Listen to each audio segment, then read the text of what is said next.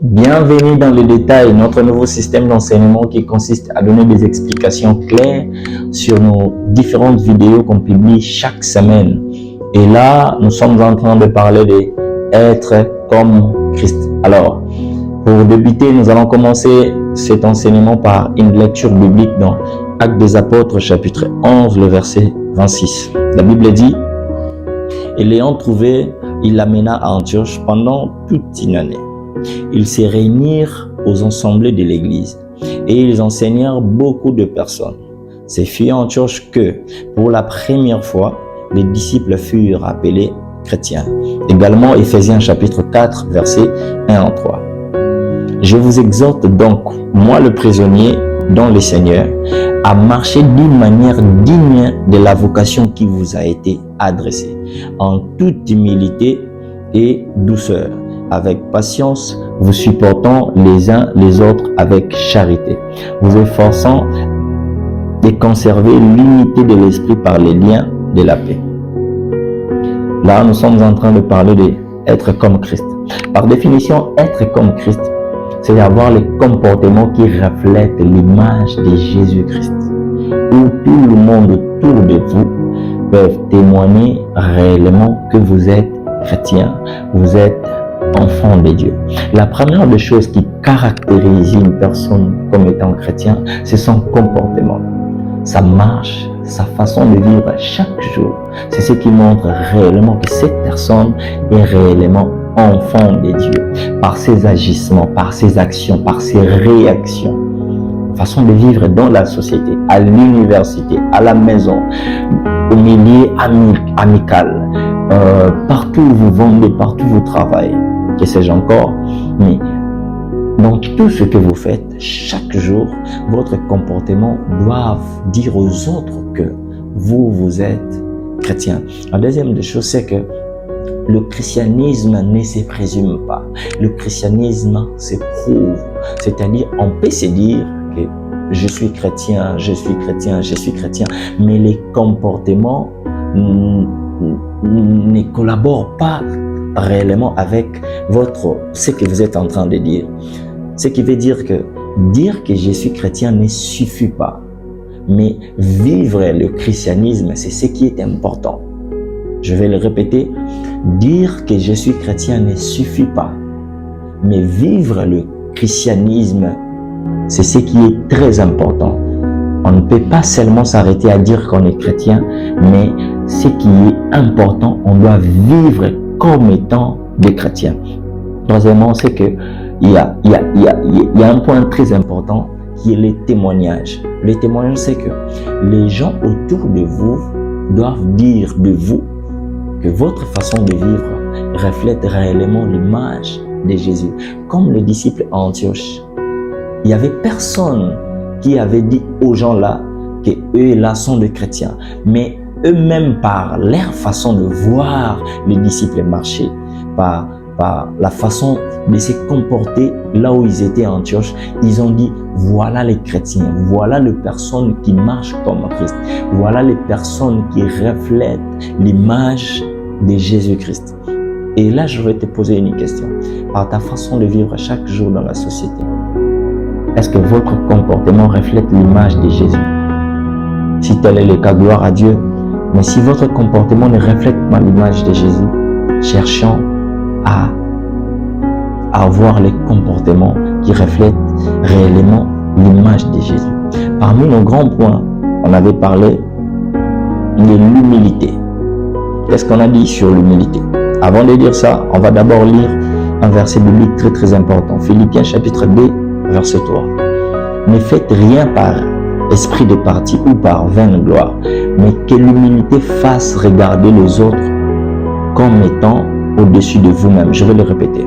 Ne faites rien par esprit de parti ou par vaine gloire, mais que l'humilité vous fasse regarder les autres comme étant au-dessus de vous. Deuxième verset, Luc chapitre 22, verset 6. Ça, c'est Jésus qui est en train de dire à ses disciples qu'il n'en soit pas de même pour vous, mais que le plus grand parmi vous soit comme le plus petit, et celui qui gouverne comme celui qui sert. Vous avez entendu ça?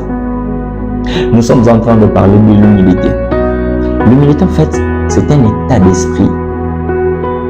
C'est un état d'esprit qui repousse loin de nous l'orgueil et qui nous met dans la posture de l'infériorité. Je vais le répéter.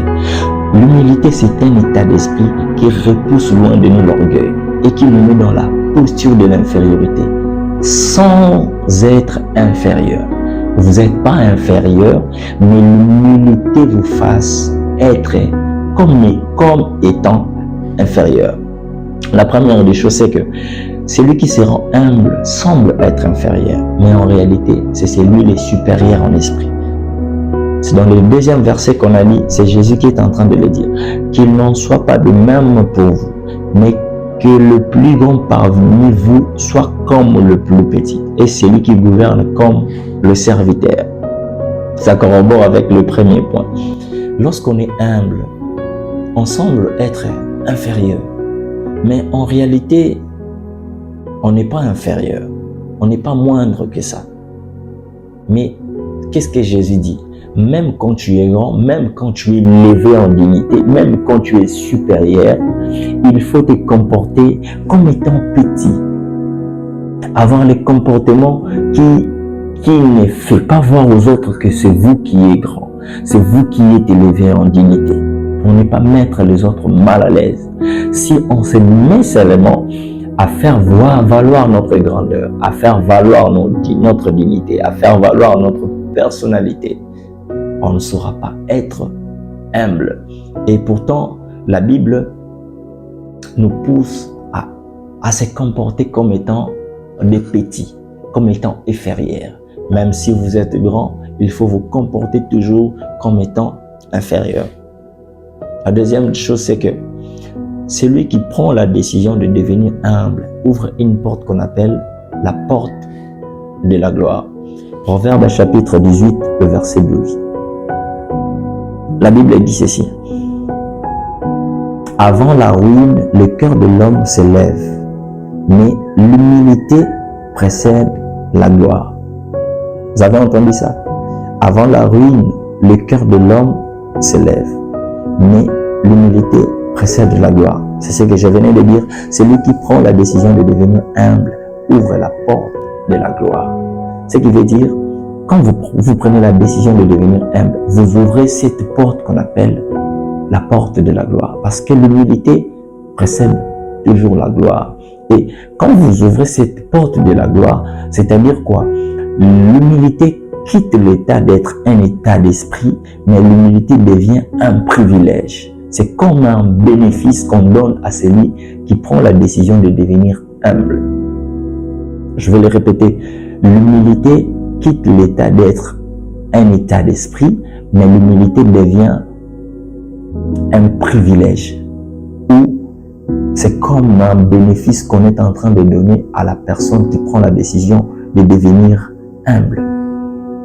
Troisième point, celui qui est humble apprend vite et grandit vite, mais l'orgueilleux se voit tout connaître.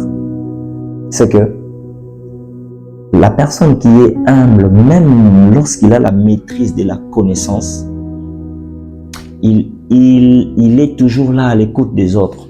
Pourquoi? Parce qu'il a envie d'apprendre un plus, parce qu'il a encore envie d'avoir un niveau supérieur. Il va toujours écouter les autres, même quand il a la maîtrise de la chose, même quand il connaît très bien la chose, il va toujours être à l'écoute des autres. Mais l'orgueilleux prétend avoir tout connaître. L'orgueilleux prétend avoir tout connaître. Lorsqu'on veut lui dire quelque chose, il veut faire valoir aux autres que c'est lui qui connaît, c'est lui qui a la maîtrise de la chose. Mais ce n'est pas pour celui qui se rend humble. Celui qui se rend humble doit toujours avoir l'écoute des autres. Écouter ce que les autres lui disent. Être à l'écoute des autres pour apprendre encore un plus. Vous pouvez avoir la maîtrise de la chose, mais il y aura peut-être quelque chose là, une petite chose qui vous manque, une petite maîtrise qui vous manque. Mais quand vous écoutez les autres, vous allez comprendre que nul n'est parfait. Il y a toujours quelque chose qu'on peut rajouter dans ce que vous manquez. Dans ce que vous manquez.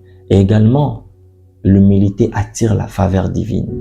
Quand vous êtes humble, vous allez trouver toujours la faveur divine autour de vous. Est-ce que je peux prier avec quelqu'un?